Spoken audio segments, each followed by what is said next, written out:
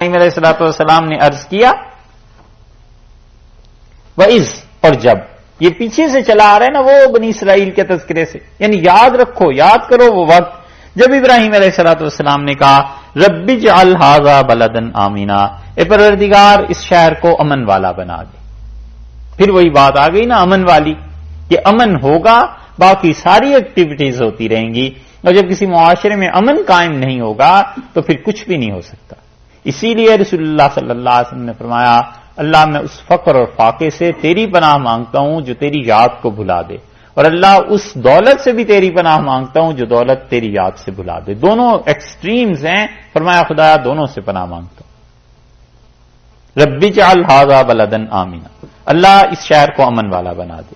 وارزق اہلہ، اور اللہ یہاں کے رہنے والوں کو جو اہل ہیں یہاں کے انہیں رزق دے، کھانے کو دے، من الثمرات، پھلوں میں سے کھانے کو دے، یعنی پھل کھاتے رہیں یہ لوگ، یہاں پر یہ چیز کر دے۔ اور اوپر دعا کی ہے کہ مثابۃ للناس، اللہ نے خود فرمایا کہ ہم نے لوگوں کے آنے کی جگہ اسے بنا دی، بار بار لوٹ کے آتے رہیں گے۔ ارشاد فرمایا یہاں پر کہ دیکھو اس نے ہم سے دعا مانگی تھی اور اس نے کہا کہ اللہ یہاں کے رہنے والوں کو پھلوں سے رزق دے، ایسی دعا قبول ہوئی ہے کہ دنیا جہان کے پھل وہاں ملتے ہیں، اور دو کیا 4,000 سال پہلے کے پیغمبر ہیں، اور اس وقت انہوں نے دعا مانگی جو پھل دنیا میں کہیں نہ ملے وہاں مل جاتا ہے۔ عجیب و غریب چیزیں وہاں آتی ہیں۔ وارزق اہلہ من الثمرات، اور اے پروردگار انہیں پھلوں سے رزق دے، من آمن منہم باللہ، اللہ جو ان میں سے جو کوئی بھی تجھ پر ایمان لائے، والیوم الآخر، اور آخرت پر ایمان لائے۔ یہ کیوں کہا؟ اس وجہ سے کہ دیکھو پہلے انہوں نے دعا کیا مانگی، لفظ تو انہوں نے 3 کہے، وَمِن ذُرِّيَّتِي، اللہ میری اولاد میں بھی امامت دے دے، منصب امامت میری اولاد میں کسی کو دے دیں۔ اللہ تعالیٰ نے فرما دیا نا کہ ظالموں کو نہیں ملے گا، تو ادب اتنا ہے کہ اب جب دوسری دعا مانگی تو ذہن میں تھا کہ ظالموں کو تو کچھ نہیں ملنا، تو اس لیے دعا مانگتے ہوئے کہا کہ اللہ انہیں رزق دے، اور من آمن منہم باللہ والیوم الآخر، جو اللہ تجھ پہ ایمان رکھتا ہے، آخرت پہ ایمان رکھتا ہے، وہ کافر ہے، اس کا تو میں نہیں کہتا، میں تو ان کا کہتا ہوں انہیں رزق دے۔ کیا اچھا جواب ہے۔ قال ومن کفر، اللہ نے کہا اور جو کفر کرے گا ہم اسے بھی دے دیں گے۔ یہ کوئی دین تھوڑا ہی ہے، یہ کوئی دنیا میں ہدایت کی امامت تھوڑا ہی ہے کہ جس میں ہم شرط لگا رہے ہیں کہ کافر کو نہیں دیں گے مومن کو دیں گے۔ قال ومن کفر، اور اللہ نے کہا ہے کہ کیا فرمایا ومن کفر، اور جس انسان نے کفر کیا فامتعہ، میں اسے بھی رزق دوں گا۔ رزق کی بندش کسی کے لیے نہیں لگائی، اسی لیے فقہا کہتے ہیں کہ کافر کو بھی کھانا کھلائے، وہ کہتے ہیں اللہ نے اس پہ پابندی نہیں لگائی، کافر کو بھی کھانا کھلائے جبکہ امید ہو کہ یہ انسان اسلام کی طرف آئے گا اور اسلام کی دعوت کو سنے گا اور اسلام قبول کر لے گا۔ قلیلاً، اللہ تعالیٰ نے فرمایا لیکن دیکھو ہم اسے دیں گے بہت تھوڑا، یعنی برکت نہیں ہوگی۔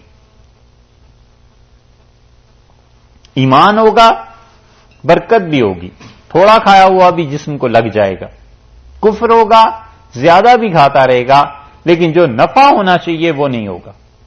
قال ومن کفر فامتعہ قلیلاً، اور اللہ نے کہا نہیں، جو کفر کرتا ہے آپ جو شرط لگا رہے ہیں کہ جو ایمان لائے اللہ پر، جو آخرت پہ ایمان لائے ہم اسے رزق دیں، کوئی نہیں، جو کفر کرتا ہے ہم اسے بھی دیں گے، تھوڑا دیں گے۔ ثم اضطرہ الی عذاب النار، اور پھر اسے گھسیٹا جائے گا جہنم کی آگ کی طرف، عذاب کی طرف۔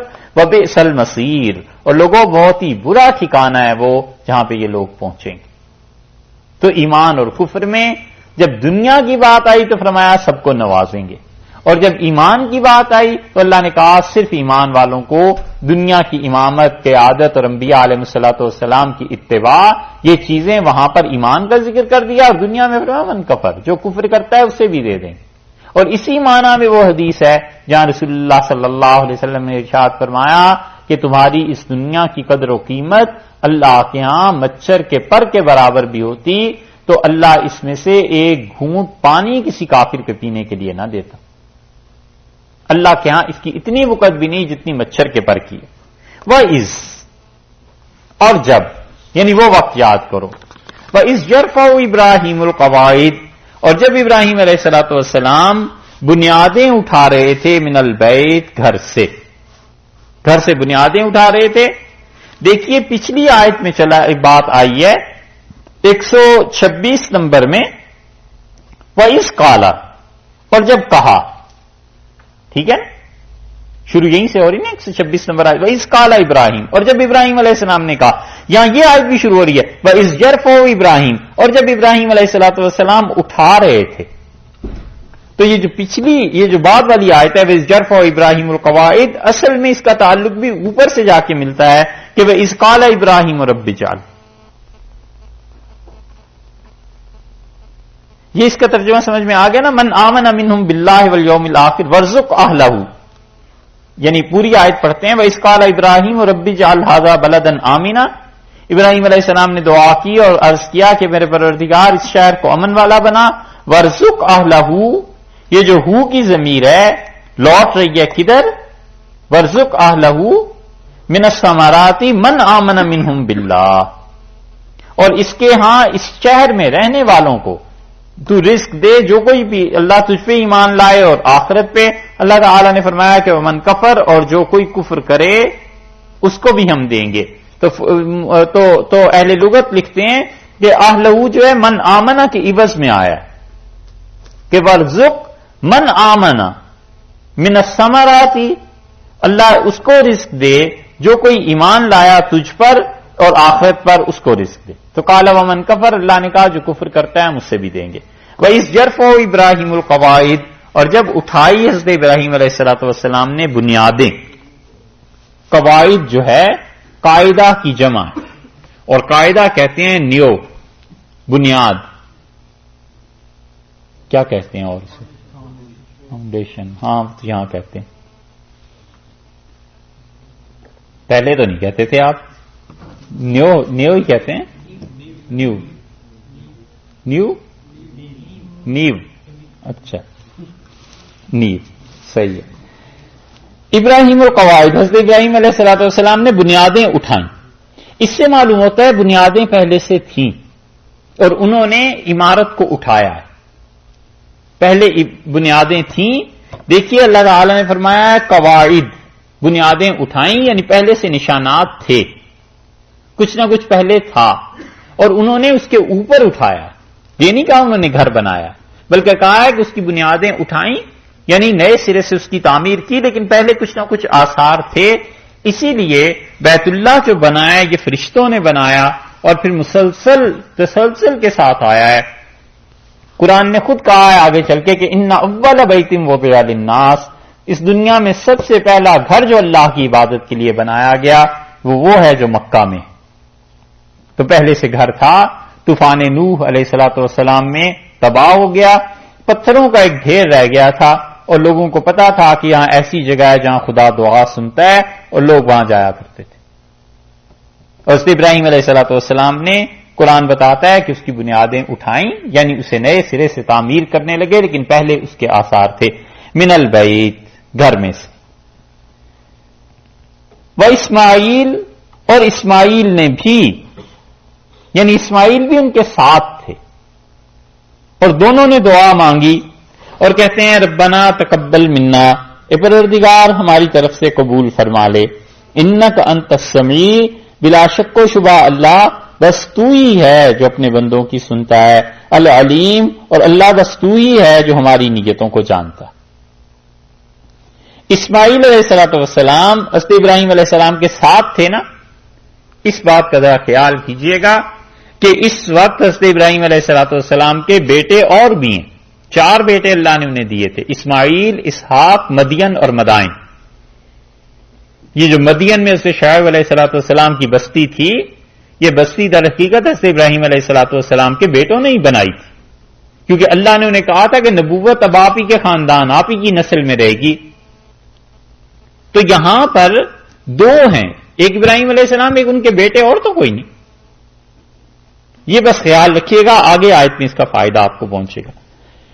اچھا، اسی لیے یہاں دعا میں اسماعیل علیہ السلام شریک ہیں.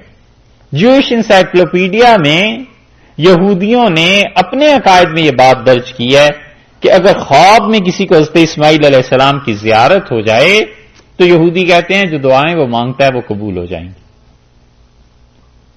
اور اس کی بھی وجہ یہی ہے کہ حضرت اسماعیل علیہ السلام کی دعا اس موقع پہ جو تھی اللہ نے قبول کی. یہودی بھی اسے مانتے. جوئش انسائکلوپیڈیا میں ہم نے پڑھا تھا, آپ بھی اس مقام کو دیکھیے گا, 6 جلد میں ہمارے پاس جو 1904 کا اس کا نسخہ ہے, اس کی 6 جلد میں یہ بات ہو. تو دعا کیا مانگی کہ ربنا تقبل منا. یہ تقبل کا جو لفظ ہے اس کا سیدھا سادہ آپ ترجمہ کیجئے تو ربنا تقبل منا کا ترجمہ یہ ہوگا کہ اے اللہ ہم سے قبول فرما لے.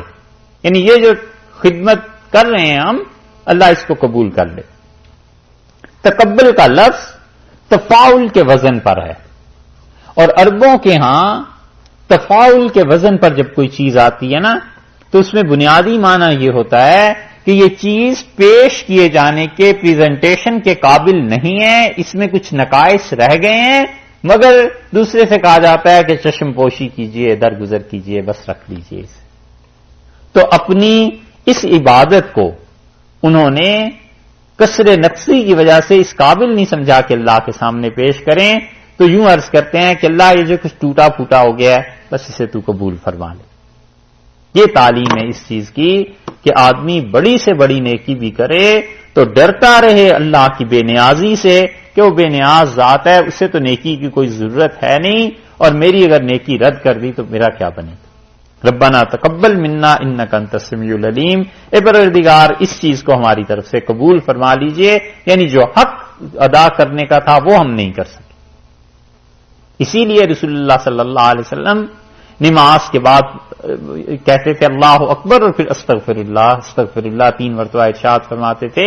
تو اس کا مطلب یہی تھا کہ اللہ نماز جیسی پڑھنی چاہیے تھی ایسا تو حق ادا نہیں ہو سکا. یہ امت کے لیے تھی کہ تم اس طرح کہا کرو, یعنی استغفار کرو کہ اللہ ایسا نماز تو پڑھ نہیں سکے, بس جو کوئی بھی عمل ہے اسے اللہ تو قبول کر لے. ربنا تقبل منا, اے پروردگار اسے قبول کر لے. یعنی یہ اس شان اس لائق تو نہیں مگر آپ اس سے قبول فرما لیں.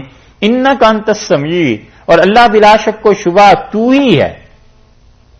انکا میں پہلے کا کی ضمیر آئی, یعنی آپ ہی ہیں. انتا, اور یقیناً اللہ آپ ہی ہیں. السمیع, سننے والے, اور صرف سننے والے ہی نہیں, ال اس سے پہلے لگا دیا نا, یعنی خاص سننے والا. توحید کیسی ہے؟ انک انت السمیع, اللہ بس دنیا میں تو ہی ہے جو اپنے بندوں کی دعا سنتا ہے, تیرے علاوہ کوئی نہیں جو سنتا. یہ ہے خدا کی توحید. العلیم, اور اے پروردگار تو ہی ہے جو علم والا ہے, تیرے علاوہ اللہ کوئی علم والا نہیں. کسی کا علم اس قابل نہیں کہ ہمیں جان سکے, کسی کے پاس معلومات نہیں ہے کہ ہماری نیتوں کے امتحان لے سکے. جو کچھ ہماری نیتوں میں ہے اور جو کچھ اللہ ہم نے تجھ سے دعا مانگنی ہے, انک انت السمیع العلیم, اللہ تو ہی ہے پروردگار, آپ ہی ہیں جو دعاؤں کو سننے والے ہیں, اور اللہ آپ ہی ہیں جو ہماری نیتوں کو جاننے والے ہیں, تیرے علاوہ کوئی نہیں. ربنا, اور اے ہمارے پروردگار, وجعلنا, کر دے ایسی چیز ہمارے واسطے مسلمین لک, کہ ہم دونوں تیرے فرما بردار رہیں. مسلم کا جو لفظ ہے نا اس کا ترجمہ بڑا دشوار ہے. مسلم کا مطلب یہ ہے کہ اپنی ہر اختیار سے دستبردار ہو جائے اور اپنے آپ کو بالکل جھکا دے. قرآن نے یہ لفظ استعمال کیا ہے, وہاں سے روشنی پڑتی ہے اس پہ کہ حضرت ابراہیم علیہ السلام نے خواب دیکھا کہ وہ اپنے بیٹے کو ذبح کر رہے ہیں اور بیٹا ذبح ہونے کے لیے تیار ہے. اسماعیل علیہ السلام لٹا دیا انہوں نے, چھری بھی لے لی. اللہ فرماتے ہیں فلما اسلما, جب دونوں نے اپنے آپ کو لٹا دیا اور وہ ذبح کرنے پہ تیار ہو گیا اور دوسرا ذبح کرنے پہ اور ہونے پہ سب تیار, فلما اسلما, دونوں نے اپنے آپ کو ہمارے حوالے کر دیا, تو ہم نے کہا کہ ہم نے آپ کی بات کو, آپ کی قربانی کو قبول کر لی. یہ ہے اسلم. انتہا ہو گئی نا کہ بیٹے کو قربان کرنا ہے اور باپ تیار ہے اس کے لیے. تو اسلمہ کے یہ مطلب ہے کہ سرنڈر کر دے اپنے آپ کو, اللہ کے حوالے کر دے. کوئی اپنا اختیار, کوئی مرضی, کوئی خواہش باقی نہ رہے کہ خدایا میری ہر وہ خواہش ہے جو تیری خواہش ہے, اور خدایا ہر وہ چیز ہے بس جو تو کہتا ہے وہی کرنا ہے. کسی نے ایک بزرگ سے پوچھا کہ حضرت کیسے حالات ہیں, کیا ہو رہا ہے؟ تو کہنے لگے کہ اس کے حالات کا کیا پوچھتے ہو, مشرق اور مغرب میں سارے حالات جس کے ساتھ چل رہے ہیں, اس کا حضرت کیا مطلب؟ کہنے لگے یہ ساری دنیا ہماری خوشی سے ہی تو چل رہی. بڑا حیران ہوا. اس سے کہا حضرت اس کا کیا مطلب؟ کہنے لگے بھئی دیکھو جو بھی اللہ کرتے ہیں نا، کوئی بیمار ہے، کوئی صحت میں ہے، کوئی غریب ہے، کوئی امیر ہے، ہم کہتے ہیں سب ٹھیک ہے، آپ کی طرف سے ہے، بالکل ہم خوش اور راضی ہیں، جس حال میں آپ ہمیں رکھیں، جس حال میں دنیا کو رکھیں، ہم تو راضی ہی راضی. تو انہوں نے کہا پھر حضرت آپ کرتے ہیں کیا؟ کہنے لگے دو کام کرتا ہوں، ایک نماز پڑھتا رہتا ہوں اور ایک موت کا انتظار ہے، کیونکہ جب چاہیں جب بلا لیں گے چل پڑیں گے، اور تو کوئی کام ہے نہیں. تو یہ ہے کہ اللہ کے لیے ہر چیز کو فنا کر دے، اپنے ارادے کو چھوڑ دے کہ ارادہ وہ جو اللہ فرمائیں گے بس وہ کرنا ہے. اللہ نے فرمایا وجعلنا مسلمین لک، انہوں نے دعا مانگی اور کہا اللہ ہمیں پورا پورا اپنا فرما بردار بنا لے. ومن ذریتنا، اور اے پروردگار ہماری اولاد میں سے بھی. یہ جو وجعلنا ہے نا، ربنا وجعلنا مسلمین لک، ربنا وجعلنا من ذریتنا، یوں جملہ بنے گا، ربنا وجعلنا مسلمین لک، اور اللہ ہم دونوں کو اپنا فرما بردار بنا دے. اور اس کے بعد یہ ذریتنا کے لفظ سے پہلے پھر یہ بات آئے گی کہ ربنا وجعلنا ذریتنا، اے پروردگار ہماری اولاد کو امتن، ایسی امت بنا دے، اے اللہ ایسی امت یعنی ایسا گروہ بنا دے، مسلمۃ لک، وہ تیرے لیے پورے پورے مسلمان. ہماری اولاد میں ایک پورا گروہ ایسا پیدا فرما جو پورے کے پورے تجھے ماننے والے ہوں. وَأَرِنَا مَنَاسِكَنَا، اور اللہ ہمیں سکھا دے مناسکنا، نسک، اپنی عبادت کا طریقہ. نسک کہتے ہیں کوئی بھی عبادت، کہ اللہ ہم ایسی عبادت کریں جس سے تو راضی ہو جائے، ہمیں یہ سکھا دے. اور پھر آہستہ آہستہ نسک کا جو لفظ ہے یہ حج کے مناسک پہ استعمال ہونے لگا. آپ نے پڑھا بھی ہوگا کہ مناسک حج یعنی حج کے طریقہ. ارینا کا جو لفظ ہے اس کا مطلب ہے علمنا، اللہ ہمیں تعلیم دے دے، اللہ ہمیں سکھا دے. ابن حاجب بہت بڑے نحوی تھے اور ابو حیان اندلسی رحمت اللہ علیہ، ان دونوں نے اس تعلیم کا انکار کیا. وہ کہتے ہیں کہ یہ جو لفظ ہے نا ارینا، یہ تعلیم کے معنی میں آ نہیں سکتا. لیکن زمخشری نے کشاف میں، اور یہ جو ہیں اصفہانی، راغب اصفہانی، انہوں نے مفردات القرآن میں دونوں نے اس کا یہی ترجمہ لکھا ہے. اور ان دونوں کے ہوتے ہوئے یہ جو باقی ہے نا ابو حیان اور ابن حاجب، ان کا مرتبہ پھر کم رہ جاتا ہے. وہ ساری لغت کی بحث ہے، اس کو کرنے کا کچھ فائدہ نہیں. لیکن یہ کہ ان دونوں حضرات نے انکار گرچہ کیا ہے، لیکن زمخشری امام ہے لغت کا، اس کی بات میں بڑا وزن ہے. وہ کہتے ہیں کہ اس کا مطلب یہ ہے کہ علمنا، اے پروردگار ہمیں سکھا دے اپنی عبادت کا طریقہ، وتب علینا، اور اے اللہ ہماری طرف رجوع فرما، ہم پر رحم فرما.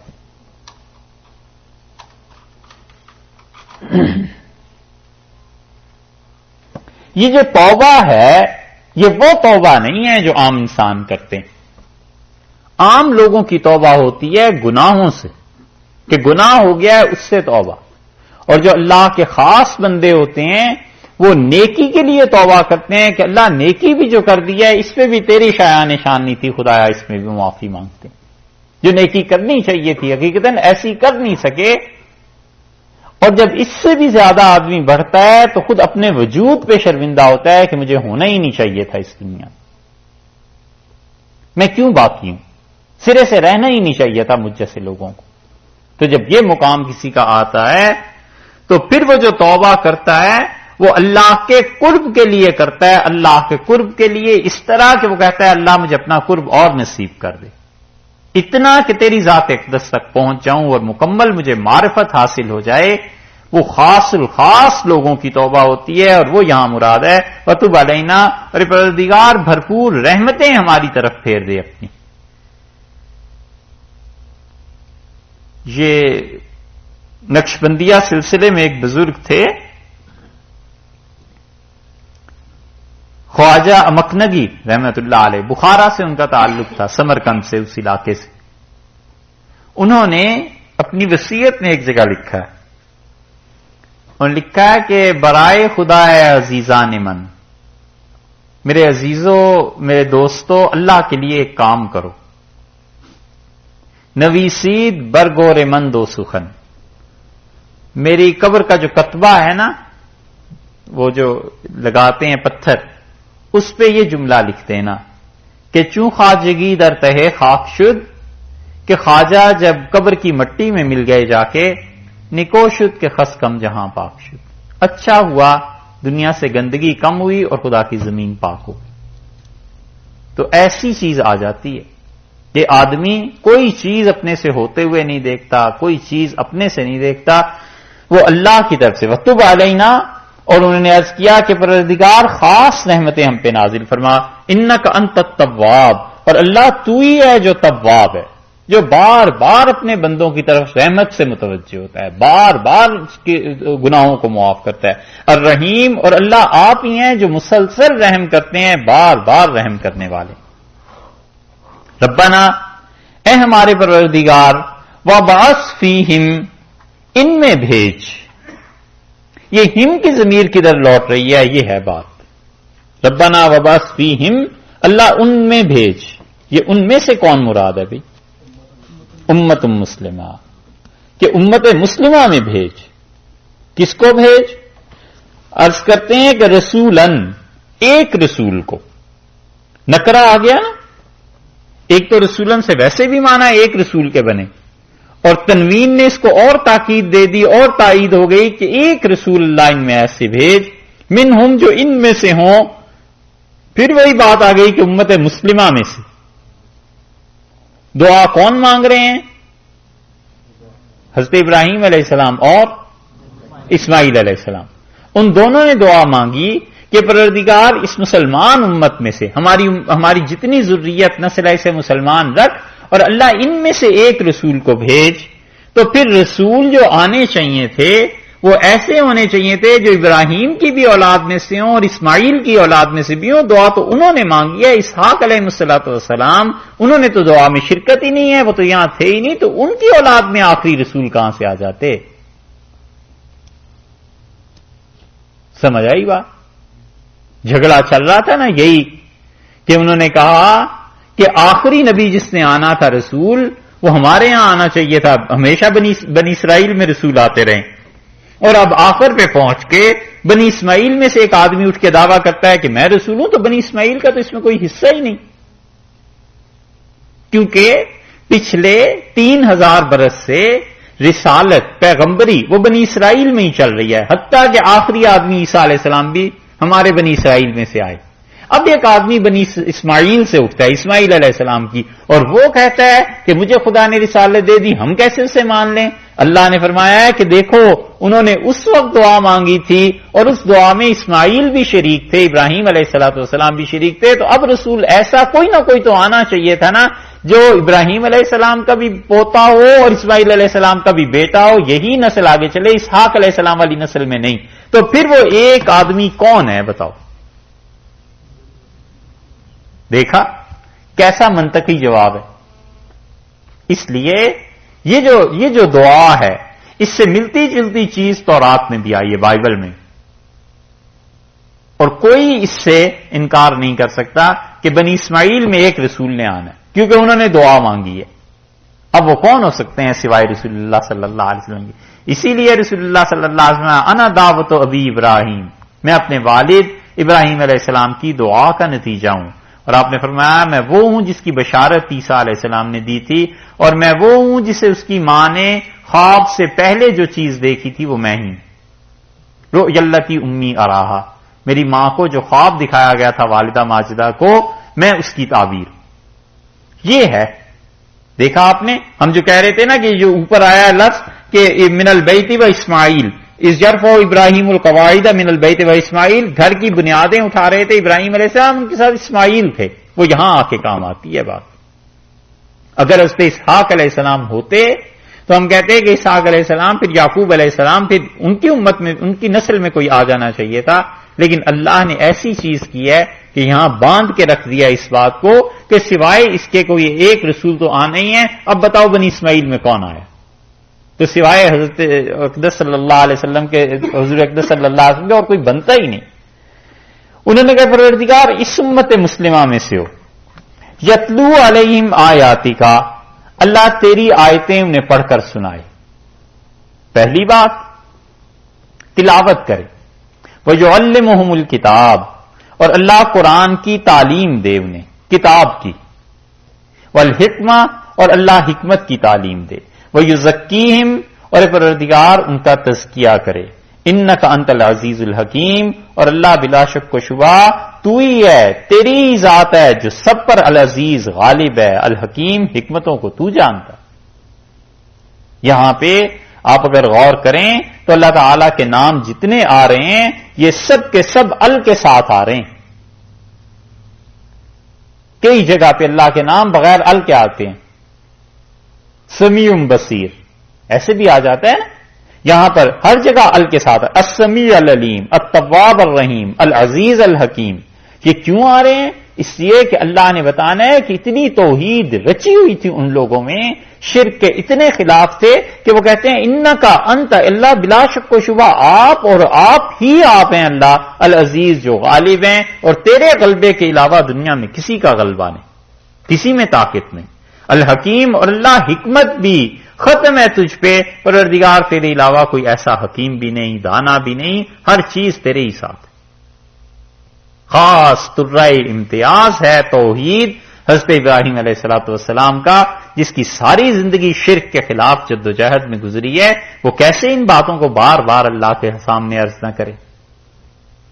اسی لیے یہ ہر جگہ ملے گا آپ کو۔ تو انہوں نے عرض کیا کہ پروردگار چار چیزیں ہوں، یتلو علیہم آیاتک، تیری آیات ان پر پڑھے، وَيُعَلِّمُهُمُ الْكِتَابَ، کتاب کی تعلیم دے، وَالْحِکْمَہ، اور حکمت کی تعلیم دے، وَيُزَكِّيهِمْ، اور اللہ ان کا تزکیہ کرے۔ یہ آیت ایک اور جگہ بھی آئی ہے، سورہ آل عمران دیکھیے آپ، وہاں پہ بھی آئی ہے، سورہ آل عمران چوتھے پارے میں، چوتھے پارے میں تیسری سورت ہے یہ، اور 164 نمبر آیت ہے اس کی۔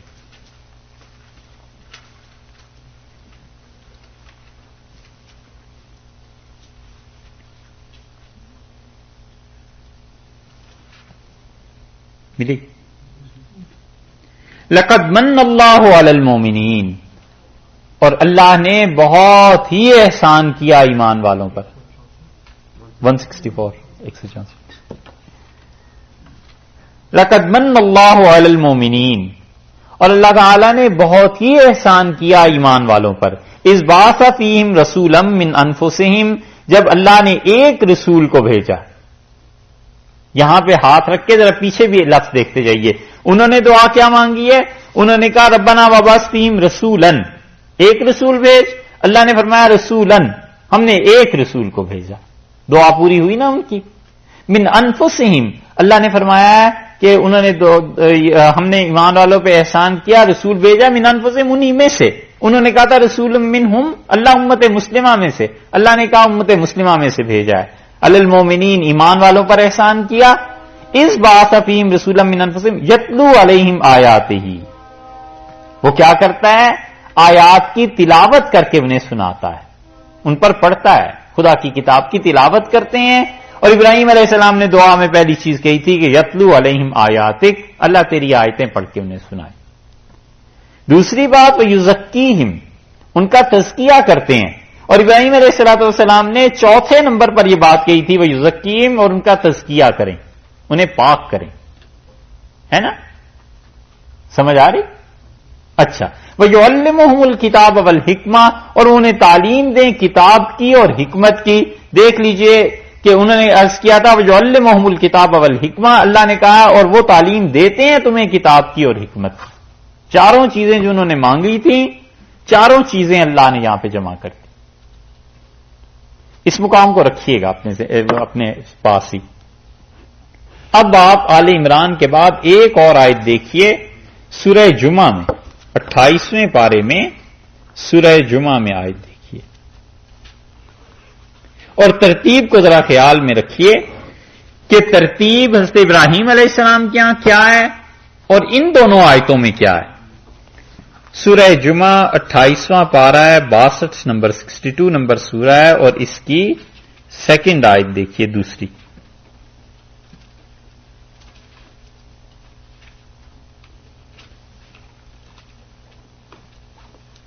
ملی.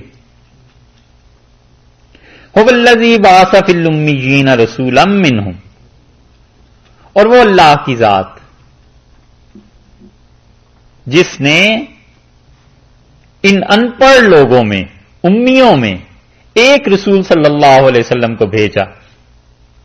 وہاں بھی یہی کہا تھا نا رسولا منہم، یہاں بھی آ گیا یتلو علیہم آیاتہ، اور وہ تلاوت کرتے ہیں ان کے اوپر اللہ کی آیات کو. ہر جگہ پہلے آیا ہے کہ اللہ کی آیات کو تلاوت کریں. ابراہیم علیہ السلام نے بھی پہلے یہی مانگا ہے، سورہ آل عمران میں بھی یہ آیا ہے، یہاں بھی. وہ یزکیہم، اور اللہ وہ کیا کرتے ہیں، رسول اللہ صلی اللہ علیہ وسلم ان کا تزکیہ کرتے ہیں، انہیں پاک کرتے ہیں. یہی ترتیب سورہ آل عمران میں بھی ہے نا، دوسرے نمبر پہ. اور جو حضرت ابراہیم علیہ السلام کی دعا جہاں پڑھ رہے ہیں وہ آخر پہ چلا گیا ہے وہاں. ٹھیک ہے. وَيُعَلِّمُهُمُ الْكِتَابَ وَالْحِکْمَةَ، اور اللہ کتاب اور حکمت کی انہیں تعلیم دے. جو جمعہ میں ہے وہی آل عمران میں ہے. یہی ہے نا، ترتیب تو وہی ہو گئی. ٹھیک ہے. اب آپ ایک کسی آیت کو سامنے رکھ لیجئے، یا آل عمران والی یا جمعہ والی، جو بھی آپ چاہیں. وَإِن كَانُوا مِن قَبْلُ لَفِي ضَلَالٍ مُبِينٍ، اور اس سے پہلے لوگ گمراہی میں تھے. اس سے معلوم ہوتا ہے کہ رسول اللہ صلی اللہ علیہ وسلم کے 4 منصب ہیں. حضرت ابراہیم علیہ الصلوۃ والسلام نے تو دعا مانگی، انہوں نے تو کوئی ترتیب کی نہیں. انہوں نے کہا اللہ ان میں سے ایک ایسا رسول بھیجتے علیہ الصلوۃ والسلام. اور اللہ تعالیٰ نے جب گنوایا ہے کہ ہم نے تم پر احسان کیا کہ رسول اللہ صلی اللہ علیہ وسلم کو بھیجا ہے تم میں، تو اللہ نے ہر جگہ اس کی دونوں جگہ پر ترتیب لگا دی ہے کہ سب سے پہلے تو وہ یہ کرتے ہیں کہ آیات کی تلاوت کرتے ہیں، دوسرے تزکیہ، تیسرے کتاب کی تعلیم، اور چوتھے حکمت. یہ ترتیب جو ہے اس پہ شاہ ولی اللہ محدث دہلوی رحمۃ اللہ علیہ نے بھی لکھا ہے. اور ہمارے اساتذہ یہ کہتے تھے کہ ٹھیک رسول اللہ صلی اللہ علیہ وسلم کی نیابت اور ان کی خلافت اور ان کا منصب، اس میں یہی چیز. شاہ ولی اللہ رحمۃ اللہ علیہ کہتے ہیں کہ رسول اللہ صلی اللہ علیہ وسلم کی خلافت 2 طرح سے امت میں چلی. ایک تو خلافت ظاہر کے اعتبار سے چلی کہ خلفاء ہوتے رہے، بادشاہ ہوتے رہے، امیر المومنین ہوتے رہے، حکمرانی انہوں نے سنبھالی. انہوں نے کہا رسول اللہ صلی اللہ علیہ وسلم کی دوسری خلافت جو چلی ہے وہ شخصیات تھیں جن میں یہ 4 چیزیں جمع ہو گئی کہ اللہ کے وہ اچھے بندے جو بیک وقت اللہ کی کتاب پہ بھی عبور رکھتے تھے، رسول اللہ صلی اللہ علیہ وسلم کی سنت کو بھی سمجھتے تھے، اور تزکیہ بھی کر سکتے تھے. جس شخص میں بھی یہ ساری چیزیں جمع ہو گئی تھیں وہ حقیقت میں رسول اللہ صلی اللہ علیہ وسلم کی خلافت تھی. اور وہ شاہ صاحب کہتے ہیں امت میں اب تک چل رہی ہے. اور ایک جگہ اپنے متعلق لکھتے ہیں کہ اس زمانے میں میں صحیح وارث ہوں حضور اقدس صلی اللہ علیہ وسلم کی خلافت کا. شاہ صاحب نے بڑے بڑے دعوے لکھے، ایسے دعوے لکھے ہیں کہ آدمی اگر ذرا سا بھی ناواقف ہو تو حیران ہو جائے کہ حضرت یہ لکھتے کیوں. اور ایک جگہ شاہ صاحب لکھتے ہیں کہ مجھے کہا گیا کہ یہ چیز لکھو، مجھے کہا گیا کہ لوگوں کو بتاؤ. بڑے آدمی تھے. 4 چیزیں اللہ نے کہیں کہ ایک تو وہ آدمی ہونا چاہیے جو تلاوت کرے. اس کا مطلب یہ ہے کہ قرآن پاک کی تلاوت سے وہ نماز، روزہ، یہ چیزیں سیکھے گا، یہ تو عام مسلمان جیسے. اور دوسرے نمبر پہ فرمایا ہے تزکیہ کرے. اور تزکیے کے بعد تیسرے نمبر پہ فرمایا ہے کہ تزکیہ کرنے کے ہونے کے بعد وہ یعلمہم الکتاب والحکمہ، وہ کتاب اور حکمت کی تعلیم دے. تو اس سے معلوم ہوا کہ کتاب اور حکمت، اس کی تعلیم اس کا اعتبار ہے جو تزکیے کے بعد دیتا ہے. اور جس کا تزکیہ نہیں ہوا وہ اپنا، وہ اگر کتاب اور سنت کی تعلیم دینے بیٹھ جائے گا تو گڑبڑ کرتے. یہ ہے بات. ہمارے اساتذہ اسے بڑی اچھی طرح سمجھاتے تھے. وہ کہتے تھے کہ جب بھی کسی کے پاس جاؤ، پڑھنا ہے، لکھنا ہے اور دین کی چیزیں سمجھنی ہے، تو یہ دیکھتے رہنا کہ ان کا تزکیہ خود کتنا ہوا ہے. اور ٹھیک تزکیہ جو اس کا منصب ہے یہ اس امت میں ان لوگوں نے انجام دیا جو بنیادی طور پہ صوفیہ کہلاتے ہیں. یہ جو پرانے زمانے کے صوفیاء تھے وہ اس تزکیے کے منصب پر فائز تھے، وہ ایسے نہیں تھے کہ بیعت ہو گئی اور خلافت ہو گئی اور یہ چیزیں ہو گئیں۔ حضرت نظام الدین اولیاء رحمۃ اللہ نے لکھا ہے، فرمایا کہ جب میں گیا پاک پتن اجودن تو شیخ کبیر رحمۃ اللہ علیہ یعنی حضرت فرید الدین مسعود شکرگنج رحمۃ اللہ علیہ تشریف فرما تھے، اور میں سارے راستے سوچتا رہا کہ حضرت سے یہ کہوں گا یہ کہوں گا یہ کہوں گا، تو حضرت نے مجھے دیکھا اور پوچھا کہاں سے آئے ہو، تو میں بس اتنا ہی عرض کر سکا کہ مدت سے یہ ارادہ تھا اور حضرت آپ کی زیارت کے لیے حاضر ہوا ہوں۔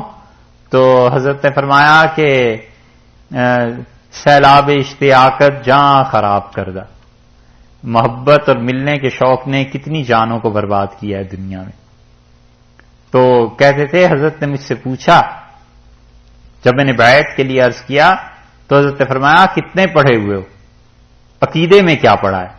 میں نے کہا حضرت فلاں فلاں، تو فرمایا یہ کافی نہیں، اور التمہید ایک کتاب کا نام دیا اور مجھ سے کہا وہ پڑھی ہے؟ میں نے کہا جی نہیں، تو فرمایا ابو شکور سالمی کی التمہید مجھ سے پڑھنی ہوگی۔ میں نے کہا حضرت بہتر۔ پھر فرمایا قرآن، تو میں نے بتایا حضرت اتنا پڑھا ہے، تو فرمایا یاد کیا ہے؟ میں نے کہا نہیں، تو فرمایا قرآن کو یاد کرو، آدھا سلوک تزکیہ قرآن سے ہو جاتا ہے، یہ یاد کرنا پڑے گا۔ پھر مجھ سے فرمایا فقہ میں کیا پڑھا ہے؟ تو فقہ کی کتابیں میں نے بتائیں، تو فرمایا ٹھیک ہے۔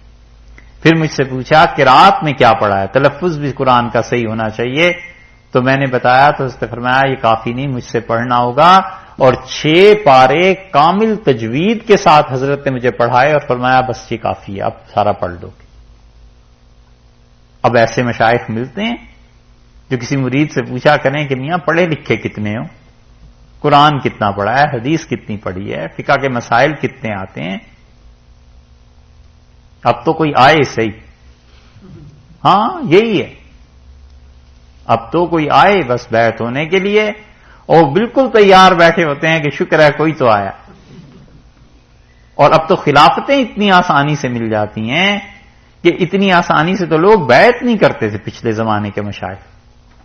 اس کی وجہ ہے، اور وجہ اس کی یہ بھی ہے کہ لوگوں میں گمراہی عام ہو گئی ہے، تو بعض مشائخ اس لیے کہتے ہیں کہ چلو بھائی آتا رہے گا، کچھ نہ کچھ اللہ کا نام سیکھ جائے گا، اب اتنی کڑی شرطیں کون لگائے۔ اس لیے جو محققین تھے وہ اس تزکیے پر زور دیتے تھے۔ دنیا میں نام گونجتا تھا مولانا ابوالحسن علی ندوی رحمۃ اللہ علیہ کا، اور ڈنکا پٹا ہوا تھا حضرت کا، کون نے نہیں جانتا، سب جانتے تھے سوائے ہندوستان والوں کے، باقی سب جانتے تھے۔ ہاں ان کو خبر ہی نہیں ہوئی اتنا بڑا آدمی وہاں موجود تھے۔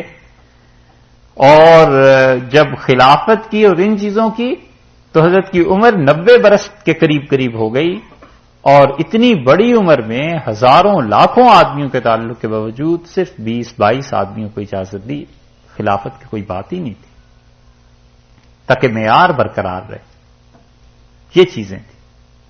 اور تزکیہ، وہ کہتے تھے کہ میں اپنے شیخ کے پاس رہتا تھا، حضرت شاہ عبد القادر صاحب رائے پوری رحمۃ اللہ علیہ کے پاس، اور میں نے کئی مرتبہ عرض کیا تزکیے کا، تو حضرت نے مجھ سے فرمایا کہ علی میاں یہ دعوت و عزیمت مکمل کر دیجئے، بس آپ کا تزکیہ ہو گیا۔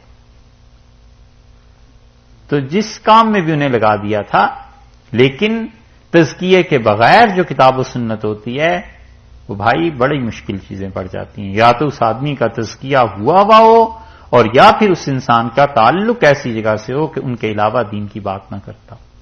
اس لیے اب یہ جو دین میں نئے نئے گمراہ فرقے پیدا ہو رہے ہیں، اس کی بنیادی وجہ یہی ہے کہ انہوں نے کہیں رہ کے دین نہیں سیکھا۔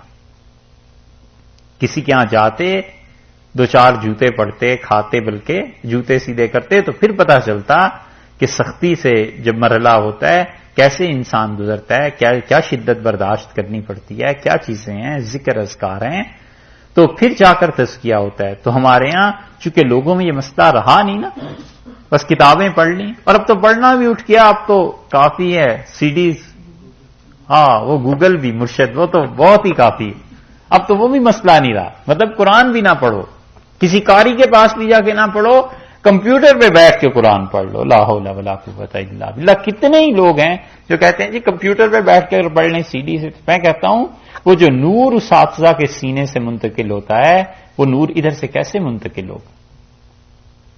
وہ جو اساتذہ سے ایک تعلق انسان سے بنتا ہے نا، یہ کہاں سے پورا ہوگا؟ اس لیے آپ قرآن میں دیکھیں گے اللہ نے اسی ترتیب سے اس آیت کو بیان کیا ہے، وہ یزکیہم، اور رسول اللہ صلی اللہ علیہ وسلم تزکیہ کرتے ہیں، وہ یعلمہم الکتاب والحکمہ، اور تعلیم دیتے ہیں وہ کتاب کی، اور حکمت سے مراد سنت، اور حکمت سے مراد قرآن کی سمجھ۔ دونوں تفسیریں کی گئی ہیں کہ رسول اللہ صلی اللہ علیہ وسلم کتاب کی بھی تعلیم دیتے تھے اور قرآن کی سمجھ بھی تھی۔ بہت بڑی شخصیت جو تھی وہ گزری ہے رشید احمد صاحب گنگوئی رحمۃ اللہ علیہ کی، اور حضرت کو مولانا الیاس صاحب رحمۃ اللہ علیہ وغیرہ مجدد کہتے تھے۔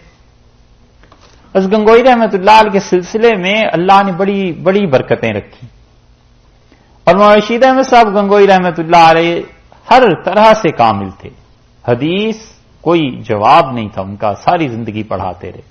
قرآن پاک کی تفسیر مولانا حسین علی صاحب رحمۃ اللہ علیہ کو روک لیا اور فرمایا تم مجھ سے قرآن پڑھ کے جانا، یہ انہی کا طرز ہے جس طرز پہ ہم نے پڑھی اور جس پہ آپ سن رہے ہیں۔ فقہ حضرت گنگوئی رحمۃ اللہ علیہ میں کمال تھا، مفتی تھے، فتاوی رشیدیہ ان کے دیکھیں، اس زمانے کے لکھے گئے ہیں اگرچہ، لیکن ایک ایک جملہ ہے کہ بس وہ سارے نچوڑ و خلاصہ ہے ان چیزوں کا۔ ہندوستان گئے تو وہاں ایک گاؤں میں بارش کی وجہ سے مکانات گر پڑے تھے، تو اس گاؤں کے لوگ حضرت گنگوئی رحمۃ اللہ علیہ کے پاس آتے تھے جمعے میں، اور جمعے میں وہ اپنی کاپی ایک لے آتے تھے اور اس پہ سوال لکھتے رہتے تھے سارا ہفتہ، تو حضرت جمعہ پڑھا کے جب بیٹھتے تھے تو ان سوالوں کے جواب لکھ کے حضرت کو دکھا دیتے تھے کہ حضرت فتویٰ یہ ہے۔ وہ ایسی کوئی 10 کاپیاں مل گئیں، کسی کو اندازہ ہی نہیں تھا، تو کاندلا میں وہاں کے لوگوں نے اس کو جمع کیا اور 1000 کے قریب فتوے حضرت کے اور مل گئے۔ اتنے خزانے پڑے ہیں، لیکن قدر کس کو کہ ان بزرگوں نے کتنے کام کیے ہیں۔ حضرت گنگوئی رحمۃ اللہ علیہ سے جو شاگرد آگے چلے ہیں نا، ان میں جو فقہ تھی یہ مفتی کفایت اللہ صاحب رحمۃ اللہ علیہ وغیرہ نے لے لی۔ ان حضرات نے بڑے کمال کی چیزیں، مفتی عزیز الرحمان صاحب جو دارالعلوم دیوبند کے مفتی تھے، فقہ حضرت کی وہاں چلی گئی، اور حدیث میں خاص طور سے جن لوگوں نے حضرت سے فائدہ اٹھایا ہے ان میں مولانا حسین احمد صاحب مدنی رحمۃ اللہ علیہ حدیث انہوں نے، اور ان کے مقابلے میں ان کے پائے کے ایک بزرگ حضرت مولانا خلیل احمد صاحب سہارنپوری رحمۃ اللہ علیہ تھے، اور مولانا خلیل احمد صاحب سہارنپوری رحمۃ اللہ علیہ خود بھی شیخ الحدیث تھے، اور ان کے بعد شیخ الحدیث مولانا محمد زکریا صاحب رحمۃ اللہ علیہ، تو کیا کہنے، پوری دنیا میں حضرت کا نام، حدیث ادھر آ گئی تھی حضرت کی۔ حضرت گنگوئی رحمۃ اللہ علیہ کے سلسلے میں حدیث پہ بڑا کام ان لوگوں نے کیا، اور قرآن پاک اس کو حضرت کے خلفاء میں شاہ عبد الرحیم صاحب رائے پوری رحمۃ اللہ علیہ ساری زندگی بس یہی کرتے رہے کہ قرآن کے مدرسے قائم کرتے رہے، ادھر ادھر ادھر ادھر۔ مشرقی پنجاب پورا جو تقسیم کی وجہ سے برباد ہو گیا، اس مشرقی پنجاب میں پورا باغ لگ گیا تھا، نرسری لگا دی تھی حضرت نے، ہر جگہ قرآن پڑھانے کے لیے بچوں کو بٹھا دی، اور یہی نسبت ان کے بعد ان کے خلیفہ شاہ عبد القادر صاحب رحمۃ اللہ علیہ میں آئی، اور قرآن پاک کی تفسیر تعلیم ان کے ہاں بھی تھی، قرآن کے ساتھ ذوق تھا۔ اور شاہ عبد القادر صاحب رحمۃ اللہ علیہ کے بعد قرآن پاک کی یہی نسبت شیخ میں آئی، مولانا ابو الحسن علی ندوی رحمۃ اللہ علیہ میں۔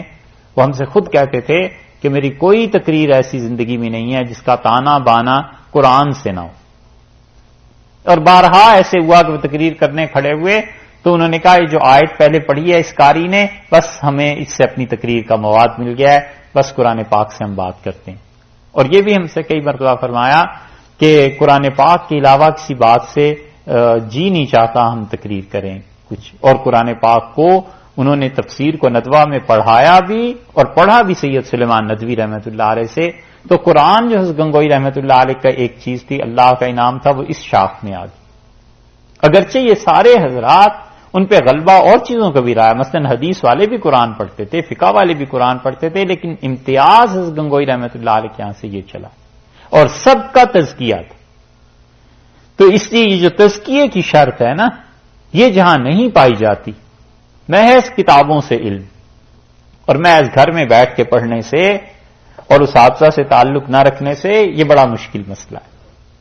تو اس لیے آپ کو بتایا ہے کہ ترتیب دیکھیے، وہ ہر وہاں وہی ترتیب ہے کہ وہ قرآن کی تلاوت کرتے ہیں اور تزکیہ کرتے ہیں، اور تزکیے کے بعد کتاب و سنت کا علم، کیونکہ اس میں اپنے نفس کی آمیزش شامل نہیں ہوتی.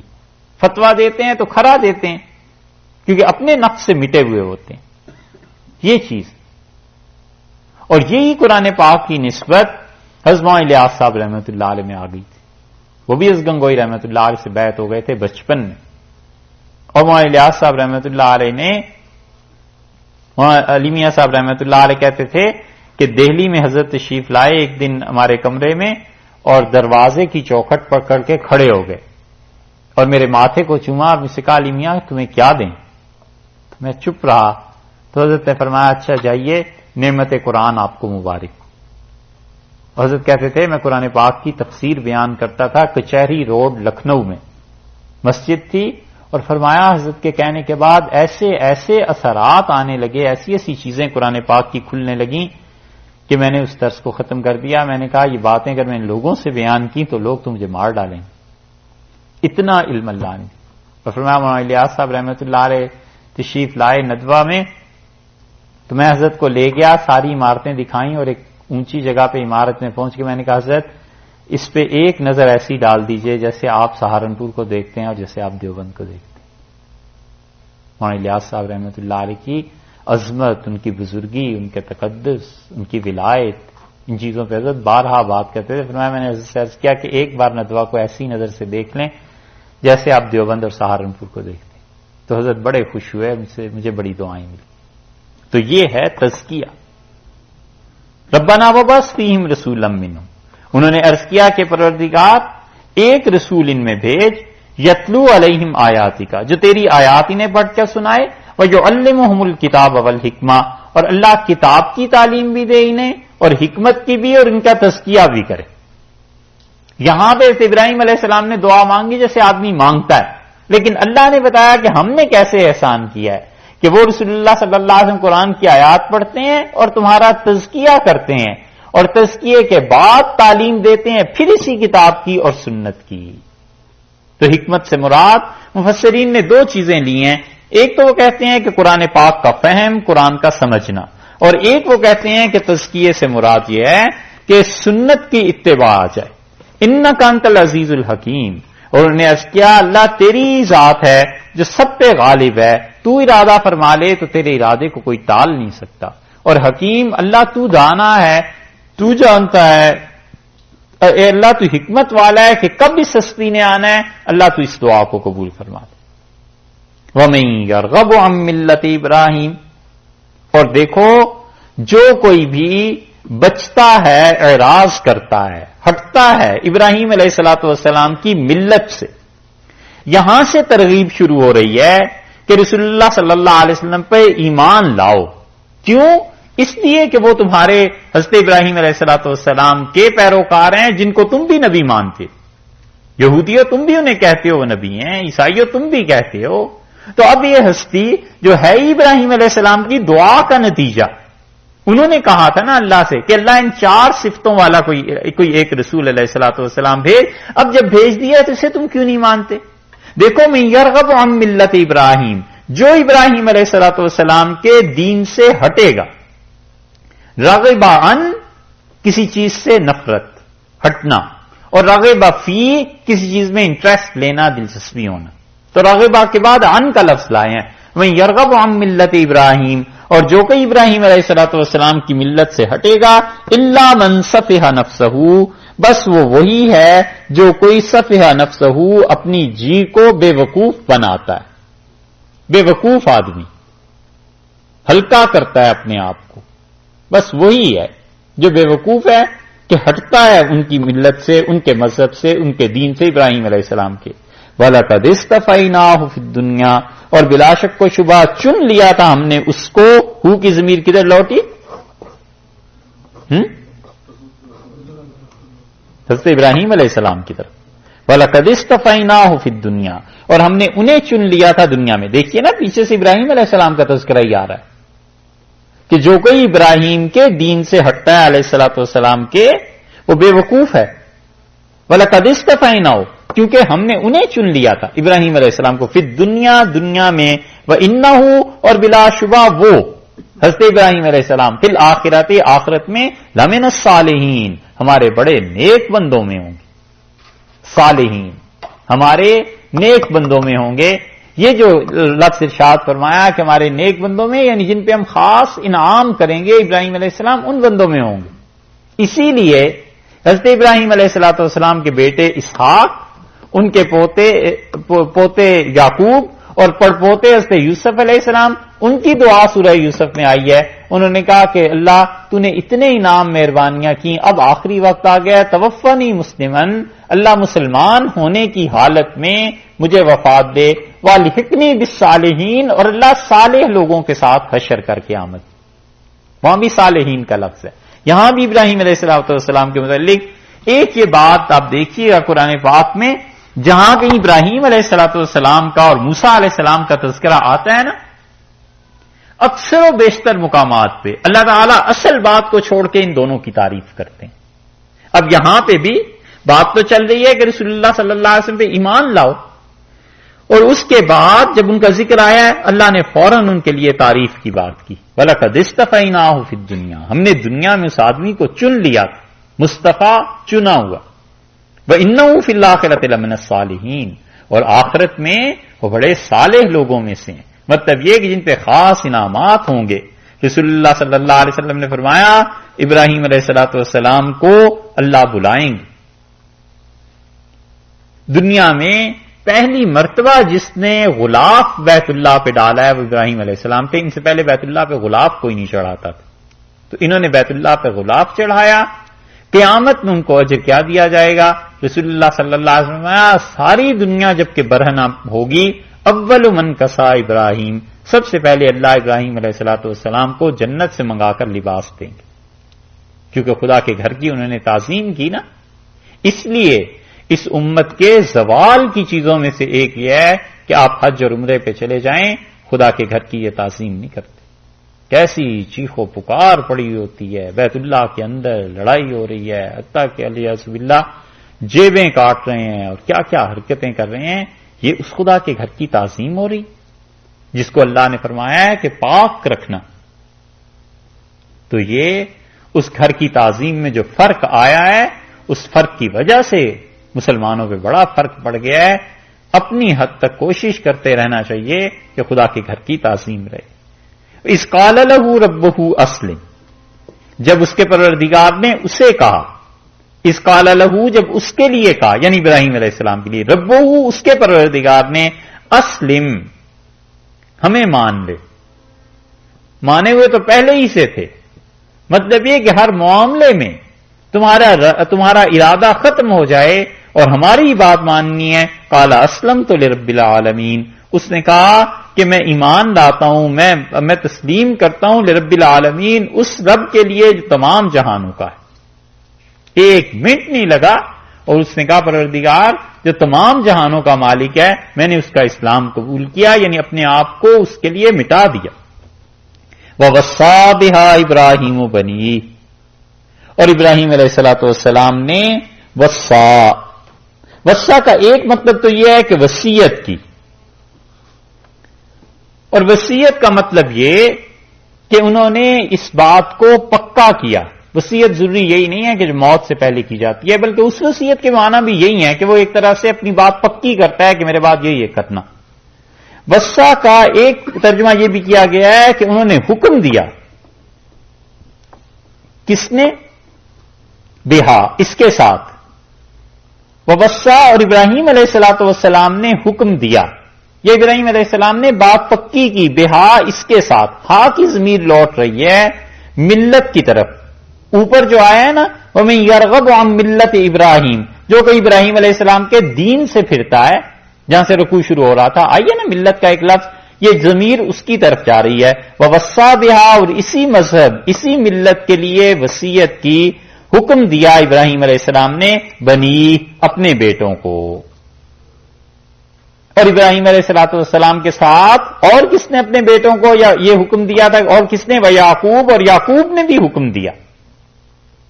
یہاں ترجمے میں غلطی ہو جاتی ہے بعض اوقات، وَوَصَّى بِهَا ابراہیم وبنیہ ویعقوب. غلط ترجمہ کیسے ہوتا ہے کہ وہ ترجمہ کرتے ہیں کہ وصیت کی ابراہیم علیہ الصلوۃ والسلام نے اس دین کی اپنے بیٹوں کو و یعقوب اور یعقوب کو بھی. یہ غلط بات ہے.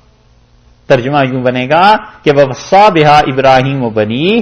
ابراہیم علیہ الصلوۃ والسلام نے وصیت کی اپنے بیٹوں کو اس دین کی کہ اس دین پہ قائم رہنا. وہ یعقوب اور یعقوب نے بھی یہی وصیت کی تھی جو بنی اسرائیل کے جد امجد تھے. یعقوب علیہ السلام بھی یہی وصیت کرتے تھے. تو تم جو کہتے ہو کہ رسول اللہ صلی اللہ علیہ وسلم صحیح نہیں ہے اور جو میں پیغام لایا ہوں وہ درست نہیں ہے اور اسلام کچھ اور ہے، تو تم اپنے باپ دادا کو دیکھتے ہو. ابراہیم علیہ السلام نے بھی اسی دین کی وصیت کی، اسی ملت پہ چلنے کی، اور یعقوب علیہ السلام بھی یہی کہتے رہے یا بنیا. انہوں نے کہا ہے میرے بیٹو. اچھا دیکھیے عربی آپ پڑھے ہوئے ہوتے تو بہت لطف آتا اور چیزوں کچھ اور بھی بیان کرتے. چلو وصا کی بجائے ہونا تو یہ چاہیے تھا کہ اوصا، وصیت کی. وصا کا لفظ کیوں لائیں؟ وصا کا مطلب یہ ہے کہ وہ مسلسل کرتے رہے اس کام کو. تو یا تو ترجمہ اس کا تشریح یہ کی جائے کہ ابراہیم علیہ السلام اپنی زندگی میں مسلسل اپنی اولاد کو کہتے رہے کہ خدا کی توحید کو قائم رکھنا، اللہ کو ایک مانتے رہنا. اور یا اس سے عمدہ بات جو ہے وہ یہ ہے کہ ابراہیم علیہ الصلوۃ والسلام نے اپنے بیٹوں کو اور یعقوب نے بھی اپنی اولادوں کو مسلسل ان کے خاندان میں یہ وصیت چلتی رہی. باپ ابراہیم علیہ السلام سے شروع ہوئی، پھر بیٹے، پھر پوتے، پھر پڑپوتے، ہر کوئی ان میں سے اپنی اپنی آئندہ نسلوں کو وصیت کرتا رہا اور کہتا رہا یا بنیا، میرے بیٹو، ان اللہ اصطفیٰ لکم الدین، اللہ نے اسلام کو تمہارے لیے طریقہ زندگی بنایا. فلا تموتن الا وانتم مسلمون، اور مت مرنا مگر یہ کہ تم مسلمان ہی ہو. اس آیت کو سمجھیے کہ وہ ہر ایک یہ وصیت کرتا رہا، ابراہیم علیہ السلام بھی اور یعقوب بھی علیہ الصلوۃ والسلام. انہوں نے کہا میرے بیٹو، اللہ نے تمہارے لیے الدین چنا ہے، دین کو. اور دین بھی کوئی خاص ہے نا، ال لگ گیا اس پہ، معرفہ ہو گیا. خاص دین کو اس سے مراد اسلام، کہ اللہ نے اسلام کو تمہارے لیے دین کے طور پہ چنا ہے. دین کہتے ہیں زندگی گزارنے کا طریقہ، way of life, code of life. اللہ نے تمہارے لیے چنا ہے کہ تمہاری زندگی کا جو طریقہ ہے گزارنے کا وہ اسلام ہوگا. فلا تموتن، اور میرے بیٹو نہ مرنا تم، الا وانتم مسلمون، مگر یہ کہ تم مسلمان ہو.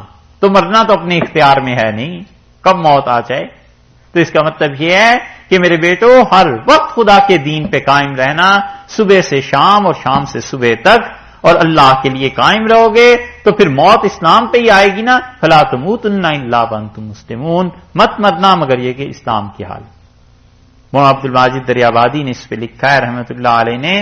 انہوں نے کہا مجھ سے کوئی پوچھے کہ سارے قرآن میں ایک آیت اپنے لیے چن لو تو میں یہ آیت کا آخری حصہ چن لوں کہ یا بنیا ان اللہ اصطفیٰ لکم الدین فلا تموتن الا وانتم مسلمون. اور لکھا ہے کہ یہ نامہ راقم الحروف، کچھ معلوم نہیں کہ اس آیت کو پڑھ کے کتنی مرتبہ آنسو بہا چکا ہے. اور میں مر جاؤں تو میرے قبر کے کتبے پہ کوئی یہ آیت لکھ دے کہ فلا تموتن الا وانتم مسلمون.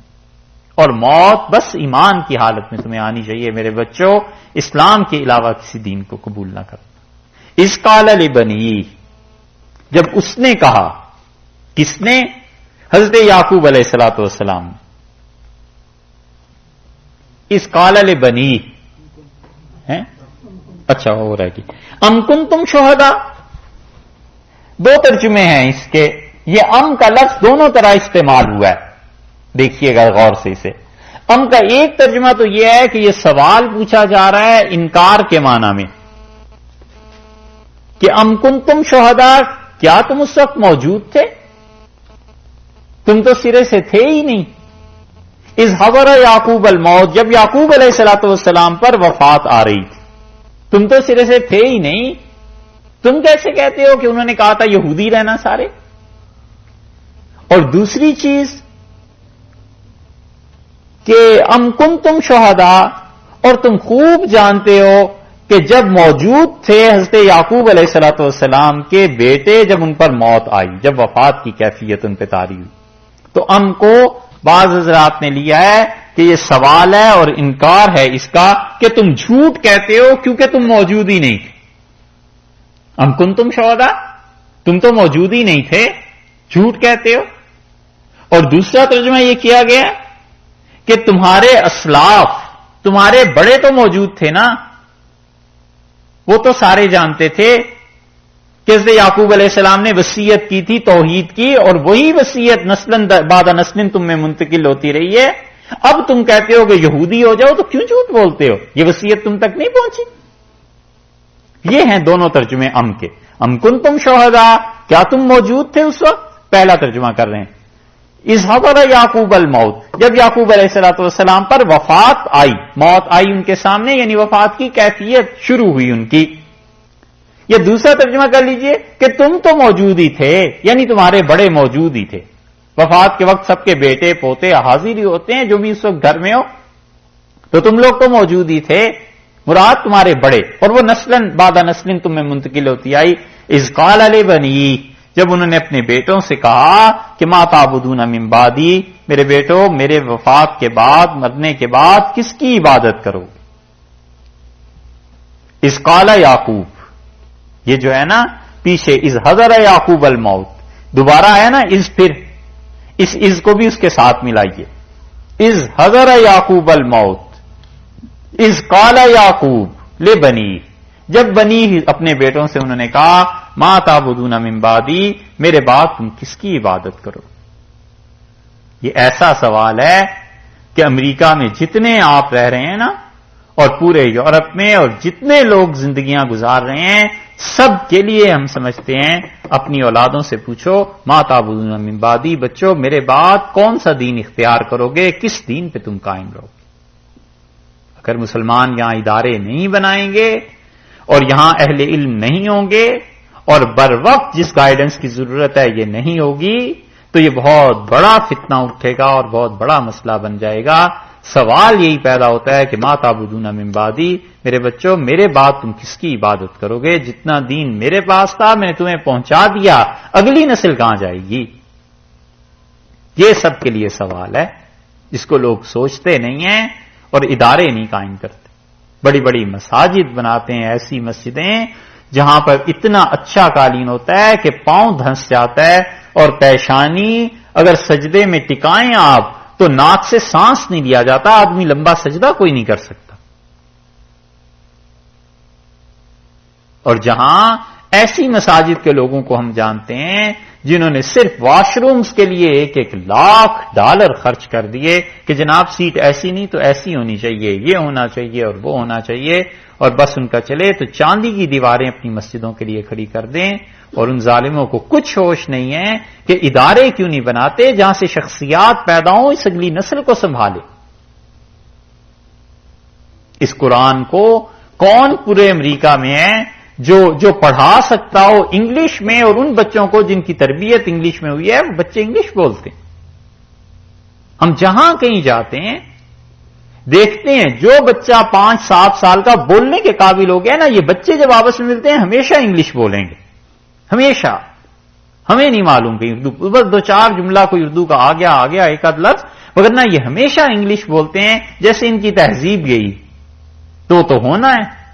اور آگے جب جائیں گے کالجز میں، سکولز میں، تو ما تعبدون من بعدی، انہوں نے کہا میرے بچوں میرے بعد کس کی عبادت کرو گے؟ یہ ہے سوال. اس لیے یہ بند کرنا چاہیے مسجدوں کے اتنے بنانے اور مسجدوں کو اتنا سنوارنا. سکول بنائیں، کالج بنائیں، دینی ادارے بنائیں جہاں سے شخصیات بن کے نکلیں. جب شخصیات نکلیں گی وہ خود ہی سنبھال لیں گی کفر کو بھی، اور وہ خود ہی سنبھال لیں گی اسلام کو بھی. ہمیں جو وقت پہ کام کرنا چاہیے وہ کرنا چاہیے، اور اس کے لیے لوگ تیار نہیں، کتابیں نہیں، اسلام کا صحیح لٹریچر یہاں نہیں. شاہ ولی اللہ رحمۃ اللہ علیہ کا 1000 بار نام لیتے ہیں. شاہ صاحب کی کتابیں تو ابھی حضرت کے انتقال کو 300 برس ہو گئے، 1760 سے 1860، 1960 اور 200 اور 245، 250 برس تو ہو ہی گئے. 62 میں شاید حضرت کا انتقال ہوا تھا، 1762 یا 1760 میں، بہرحال اسی زمانے میں ہوا تھا. ان کی کتابیں بھی تک تو ساری وہاں نہیں چھپی، یہاں کون انگلش میں ٹرانسلیشن کرے؟ اسی لیے ہم کہتے ہیں کہ اس قرآن کی تفسیر پڑھنی ہے، 15 جلدوں میں، 20 جلدوں میں، 50 جلدوں میں تفسیریں لکھی ہوئی ہیں.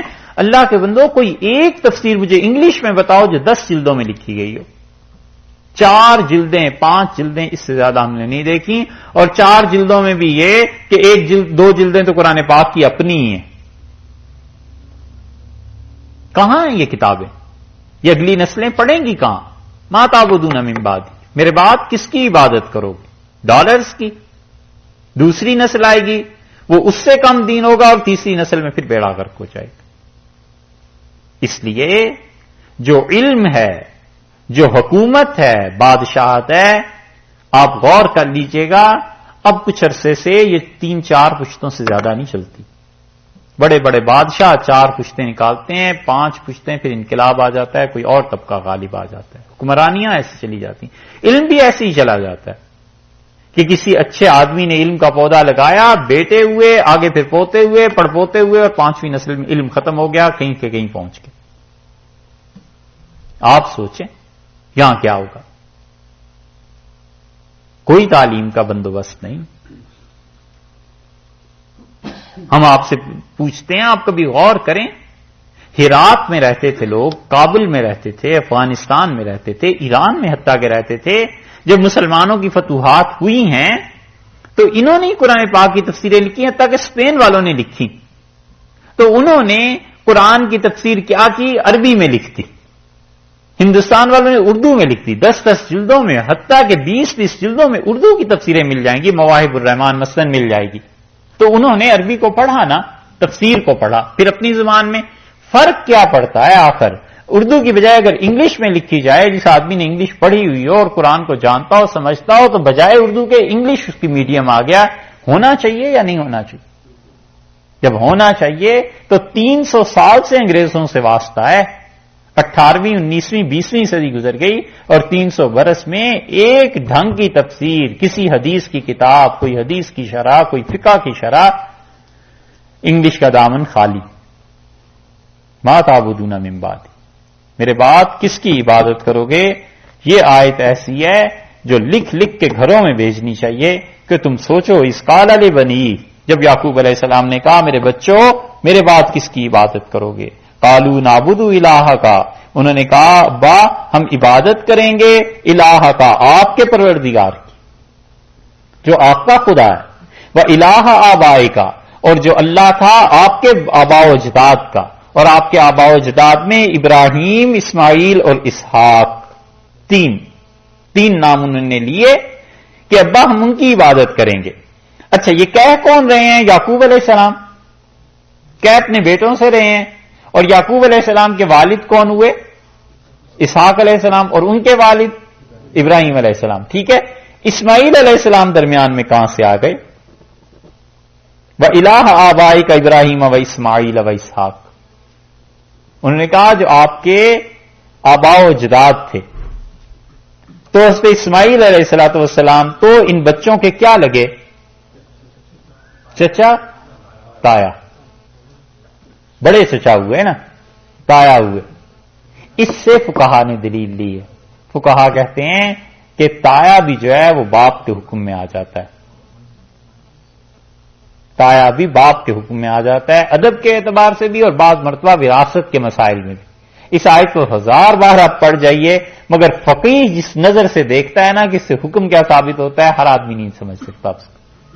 تو انہوں نے کہا ہم عبادت کریں گے اس خدا کی جو آپ کا تھا اور جو آپ کے آبا و اجداد ابراہیم، اسماعیل اور اسحاق کا تھا. کون تھا؟ الہم واحدہ، وہ اکیلا ایک ہی خدا تھا، ہم اس کی عبادت کریں گے. دیکھا، پھر لے آئے الہم واحدہ، ایک خدا تھا، تاکہ یہ پتا چل جائے کہ سب کے خدا کوئی الگ الگ نہیں تھے، ایک ہی تھا. وَنَحْنُ لَهُ مُسْلِمُونَ، اور بلا شک و شبہ ابا نحن لہو مسلمون، ہم اسی اللہ کی ذات کے لیے ہر طرح سے فرما بردار ہیں، ہر طرح سے اپنا اختیار ہم نے ہٹایا ہوا ہے. یہ ہے مقصد بتانا کہ دیکھو وہ تو اتنے اچھے تھے تمہارے آبا و اجداد، اور تم یہودیت اور عیسائیت کی دعوت دیتے. تلک امت قد خلت، وہ حضرت ابراہیم علیہ السلام ایک، اسماعیل اسحاق 2 3 علیہ السلام. تلک امت، وہ ایک گروہ تھا، قد خلت، وہ گزر گیا، وہ چلے گئے دنیا سے.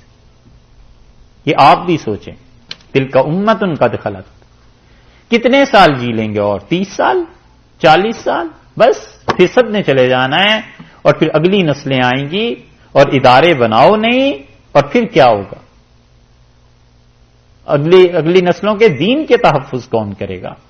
مسلمانوں کو اللہ نے اتنا پیسہ دیا ہے، اتنا پیسہ دیا ہے، ہم اب بھی کہتے ہیں دنیا میں کسی قوم کے پاس اتنا پیسہ نہیں جتنا مسلمانوں کے پاس، تیل ان کے پاس، گیس ان کے پاس، سونے کی کانیں ان کے ملکوں میں، اور یار حد ہو گئی، پوری عرب دنیا کے پیسے پہ یورپ چل رہا ہے، ان کے سود پہ چل رہا ہے، ان کی اصل رقم پہ جو سود ملتا ہے اس پہ یورپ سارے چل رہے ہیں، اور کتنے ملک چل رہے ہیں، اور ان کے پیسے ذاتی تعیشات میں خرچ ہو رہے ہیں۔ مکان بناؤ ان سے، اور ان سے دکانیں اور پلازے بنواؤ، 1-1 کروڑ کے بنا دیں گے اپنے مکان، اور اپنے دوستوں کو 10-10 لاکھ 20-20 لاکھ کی کوٹھیاں اور کمرے بنا دیں گے، اور ان سے کہو کہ ایک ادارہ بناؤ، ایک لائبریری بناؤ، اور کچھ لوگوں کو مقرر کر دو، 10-20 ہزار کسی کو دے کے مقرر کر دو کہ تمہارے لیے کوئی کتابیں لکھتے، اس طرف نہیں آتے۔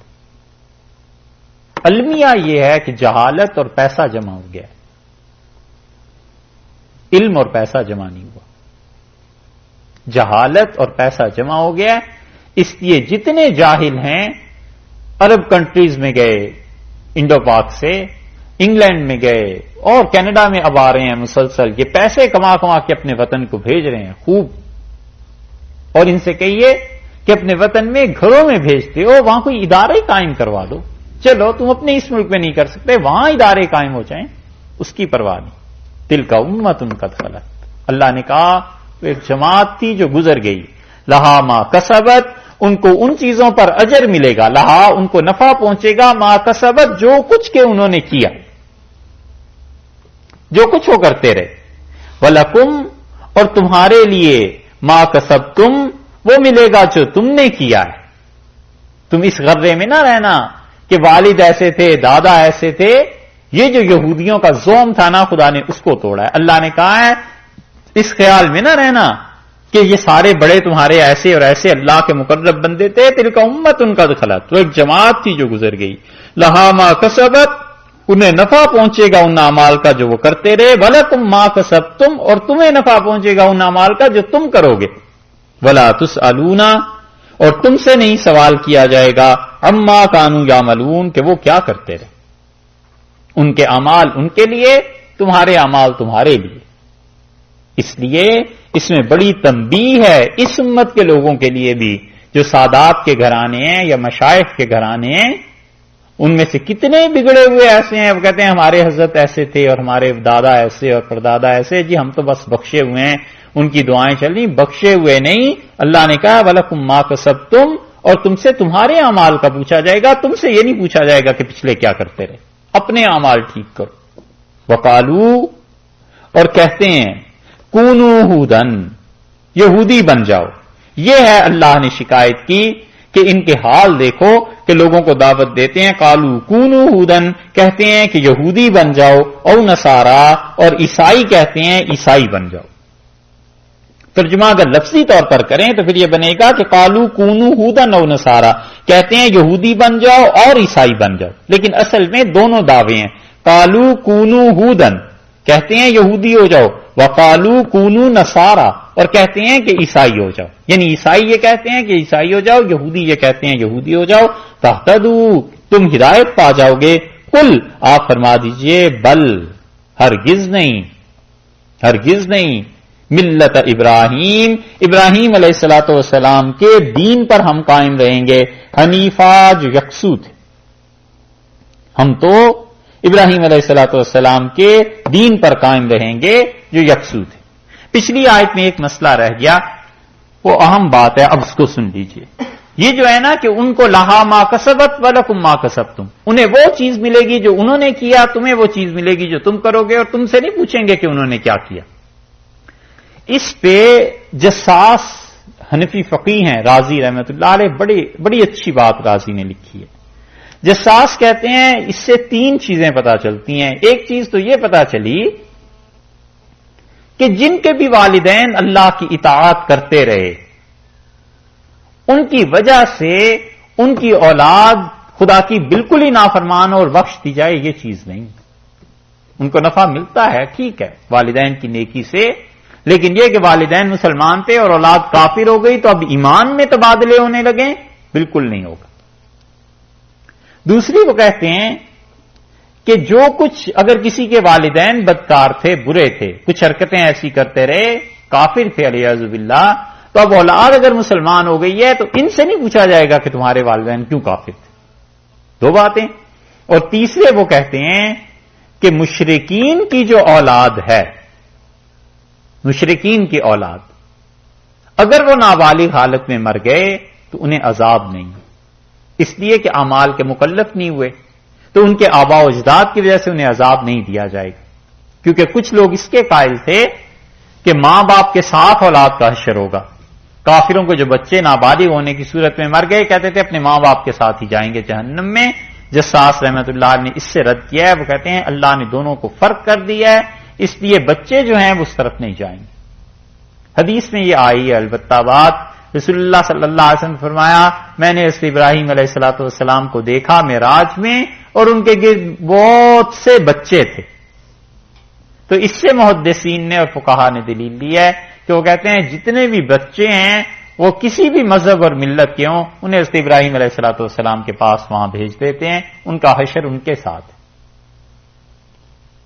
ان کو ان کے والدین کی کفر کی وجہ سے عذاب نہیں ملے گا۔ قل بل ملت ابراہیم حنیفہ، ان سے کہیے کہ ہم تو اس مذہب پہ ہیں جو ابراہیم علیہ الصلوۃ والسلام کا تھا۔ حنیفہ کا جو لفظ لائے ہیں اس کا معنی ایک تو کیا گیا ہے یکسو، ایک طرف ہو گیا تھا، لیکن یہ ہے کس کی تعریف؟ ایک تو حضرت ابراہیم علیہ الصلوۃ والسلام کی تعریف عام طور پہ یہی کہا جاتا ہے کہ ابراہیم علیہ السلام کی خصوصیت یہ تھی کہ اپنے سارے زمانے کو چھوڑ کر ایک طرف خدا کی دین اور توحید میں لگ گئے تھے، یہ ان کی۔ اور بعض حضرات کا خیال یہ ہے کہ یہاں پر ملت کے متعلق ہے، قل بل ملت ابراہیم حنیفہ، ابراہیم کو درمیان سے نکال دیں تو ملت حنیفہ، یعنی ایسی ملت، ایسا مذہب جو مستقیم ہے، پکا ہے۔ حنیف کا دوسرا ترجمہ کیا گیا مستقیم، استقامت والا، پکا، جو صحیح ترین چیز ہے۔ قل بل ملت ابراہیم حنیفہ، اور آپ یہ کہہ دیجئے کہ بالکل نہیں، نہ عیسائی نہ یہودی، بلکہ ہم اس مذہب کے قائل ہیں جو مذہب بالکل مستقل مذہب ہے، پکا ہے، استقامت والا ہے، اور وہی حضرت ابراہیم علیہ الصلوۃ والسلام کا دین۔ وما کان من المشرکین، اور ابراہیم علیہ الصلوۃ والسلام کوئی مشرک تھوڑے ہی تھے۔ تم یہودی ہو اور عیسائی ہو، سب شرک کرتے ہو، اور تم کہتے ہو کہ یہودی ہو جائیں تو ہدایت مل جائے، اور وہ کہتے ہیں عیسائی ہو جاؤ ہدایت مل جائے۔ ہم کچھ نہیں، نہ یہودی نہ عیسائی، ہم تو حضرت ابراہیم علیہ الصلوۃ والسلام کے دین پہ ہیں، اور ابراہیم علیہ الصلوۃ والسلام اپنے دین میں بالکل یکسو تھے، یا یہ کہ ان کا دین بالکل ایک طرف کو تھا، خدا کی توحید پہ مشتمل تھا، زمانے کے شرک سے وہ متاثر نہیں ہوا۔ قولوا آمنا باللہ، اور یہ کہو، یعنی اس امت کو اللہ نے یہ نصیحت کی